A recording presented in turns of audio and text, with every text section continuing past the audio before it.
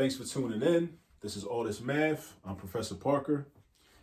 And today, we're going to talk about evaluating expressions. Now, first thing I want to say is don't get intimidated. I know a lot of people like to say that, math was cool. I used to like math when I was a youngin'. When I was in elementary school, math was all right until they added letters to it. And you see back here, you see all these letters. You see a P right here, see an X right there, see an X right there, see a B right here and a B right here. Don't be scared. It's okay. We're going to do it together, all right? I'm going to show you how to do this, and I'm going to make it real easy, all right? And once I show you how to do this, from now on, you'll know how to evaluate expressions, all right? Because that's what we're doing. We're evaluating an expression. Now, I want to talk about that for a moment because we're not solving anything. We're not solving an equation. We're not going to figure out what P is because we already know what P is in this situation. P is 9, right? So we're just evaluating expressions. That's all we're doing. And while I'm here, I want to make sure that you're subscribed to the YouTube channel. Make sure you go ahead and tap that button to subscribe, all right? If you haven't already, also follow us on Instagram at All This Math. So follow us on Instagram and also subscribe to the YouTube channel if you haven't already. All right. Now, let's look at number 1. Number 1 says, find 6P plus 5 if P equals 9. So we're evaluating expressions. So all we got to do is find where P is in the expression. This right here is the expression. 6P plus 5 is the expression, right? And we want to know what that expression is equal to when P has a certain value. So the value that P is going to have is 9. So that means we're going to rewrite the expression, switch out that P, get the P out of there, and replace it with the number 9. Now, when we do that, because this is a common mistake I want to talk about, that does not mean this is going to become 69. That's not what it means. Let's go back a minute. What does 6P really mean? 6P means 6 times P, right? Whenever you have a number, which is called a coefficient in this case, right? That's the math term for it, coefficient. Whenever you have a number connected to a letter, that means that indicates multiplication. So 6P means 6 times P, all right? So therefore, when I replace the P with a 9, that means I'm doing 6 times 9, all right? So this is how it's going to look. It's going to be like 6, and I'm going to use parentheses to show multiplication, times 9 plus 5, all right? So now the letters are going. So if you feel some type of way, you don't like letters, cool, the letters are going, right? Now we're dealing with numbers again, all right? Now, you need to know order of operations. In order to evaluate expressions, you must know the order of operations, all right? You can't just be doing math problems how you feel like doing them, right? There has to be a strict protocol that you follow, which we call the order of operations. So in this case, we have 2 operations to do. We have multiplication and we have addition. So you have to know that in this circumstance, you need to multiply first, and then you add. So you also should know your multiplication timetables. 6 times 9 is 54. All right? So you need to know that. 54 plus 5. All right, so this 6 times 9 turned into a 54. Now instead of having 6 times 9 plus 5, we got 54 plus 5. Now we got one thing left to do, which is the addition, and we got 59. Boom. There we go. So that's the answer to number 1. I told you. Don't be scared. We're going to do this together. All right, number 2. It says find 3x squared plus 2 if x equals 3. If x equals 3. So this is my expression, 3x squared plus 2. So what I'm going to do is I'm going to switch out that x for the 3. All right? Now watch what I do here, right? I got the 3. I'm going to keep that. It's being multiplied by x squared. So what I got to do is this. I'm going to do parentheses. I'm going to put the 3 inside parentheses, and I'm going to put the exponent 2 outside the parentheses. When you're evaluating an expression and you substitute for the variable, if that variable had an exponent, you put the exponent outside the parentheses. You want to use parentheses to include the number that you're substituting, right? So always ask yourself when you're doing math problems, where did that number come from? Play that game with yourself in your mind. Play where that number came from. Where did this 9 come from? Oh, the 9 came from here because P equals 9. And this used to be a P right here next to the 6. Now the 9 is next to the 6. Oh, where does 3 come from? Oh, the 3 came from right here because this says that x equals 3. And we have 3 times x squared. All right. So always think to yourself, where did that number come from? So now we're doing order of operations.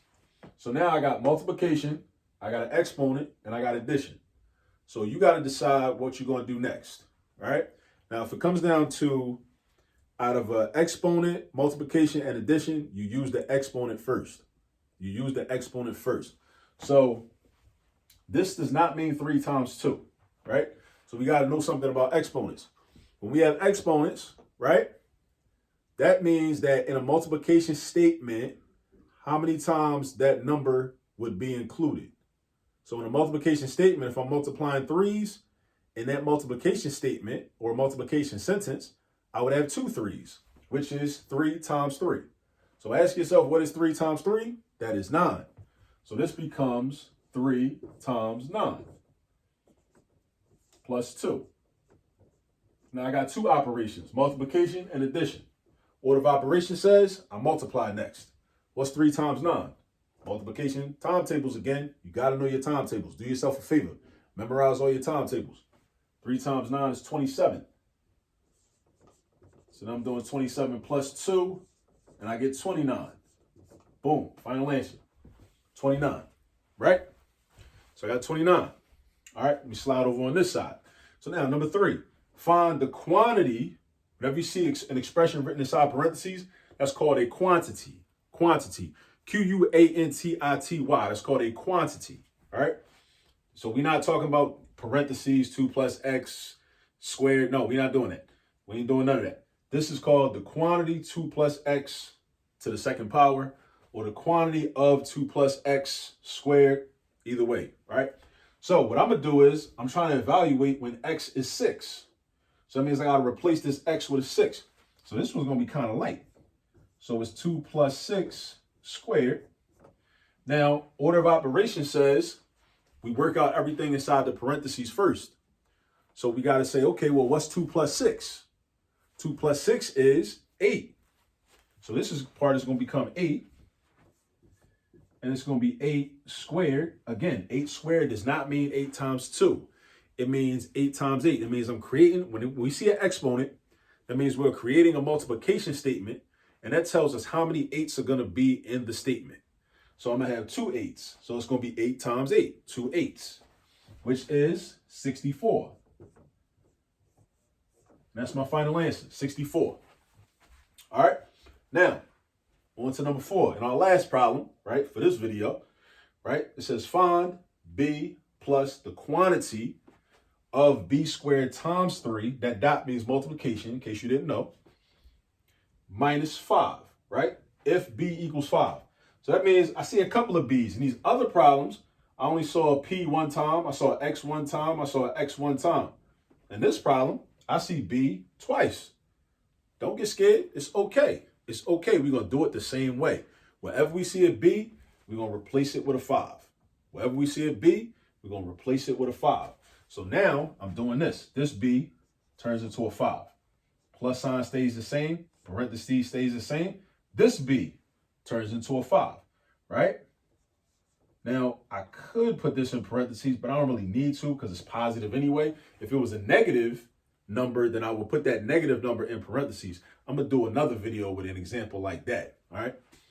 So stay on the lookout for that, all right? So then I'm going to have times 3 minus 5. Now, all the letters are gone.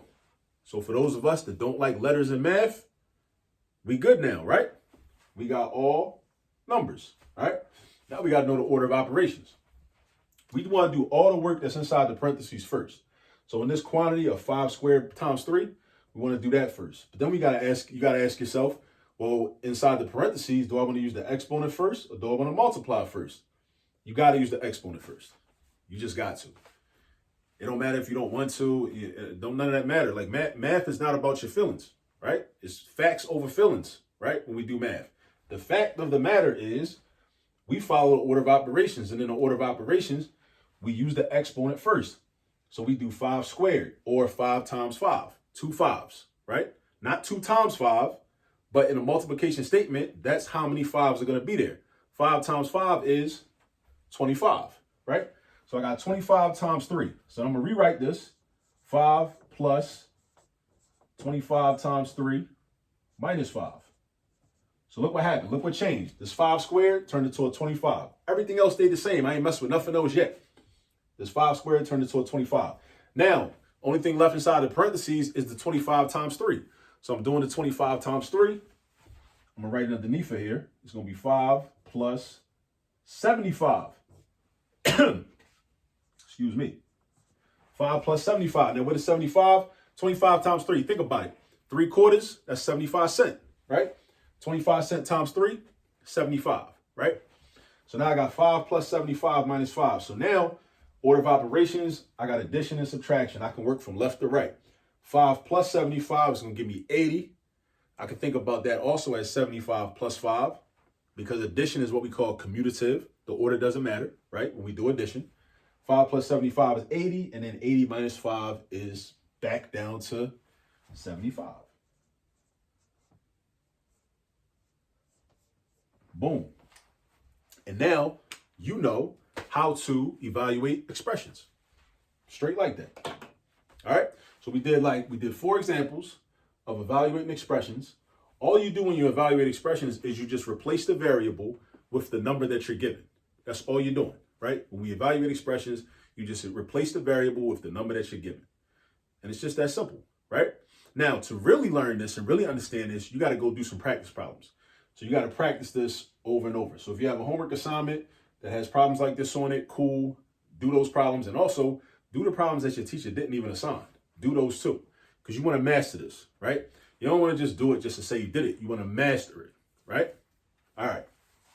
So that's about it for today's lesson on evaluating expressions. I want to thank you for tuning in. Also, if you have not subscribed to the channel yet, please go ahead and subscribe to the channel. Hit that button. Also, like the video if you feel it was helpful. Also, share the video. Let some people know what we're doing in all this math. All right. And as I always say, do remember, there's all this math all around you. Peace.